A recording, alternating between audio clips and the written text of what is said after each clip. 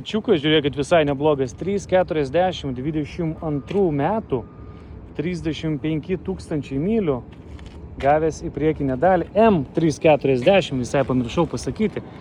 Gavęs va šitaip į priekį. Lempa, kapotas, bamperis. Šiek tiek yra balkis irgi palenktas, matau. Jeigu atsidarysim kapotą, nelabai kažką daug ir pamatysim. Bet matot, yra lenktas truputėlį. Nesimato kaip čia. Parsiduoda draudimo. Priekis švarus toliau. Parsiduoda draudimo, kaip sakiau. Lapkričio 3 bus aukcionas. Taip, čia viskas irgi tvarkingai. Turi baltą gražų saloną. Jūsų mėgstama Harman Kardon aparatūra. M slenkstukai. Šviesus gražus salonas, tvarkingas labai. Jinai kūrėsi ir važiuoja. Turi projekciją.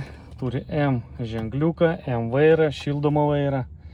Šildomas sėdynės. Gražią apdailą. Viskas labai tvarkingai. Viduje jotos lubos, liukas. Niekas nesugadinta, dar kažkokia detalė įdėta gale. Gerai, pabandom, pasižiūrim, ar užsiveda. Jie užsiveda be problemų. Išmetimas burzgia visai neblogai. Viskas labai tvarkingai. Klaidų ant skidelio, kaip matot, jokių absoliučiai nėra.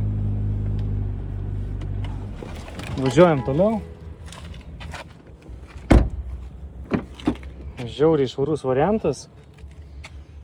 Vidus idealios būklės, čia kažkokių primetė detalių, nereikalingų mes laukės.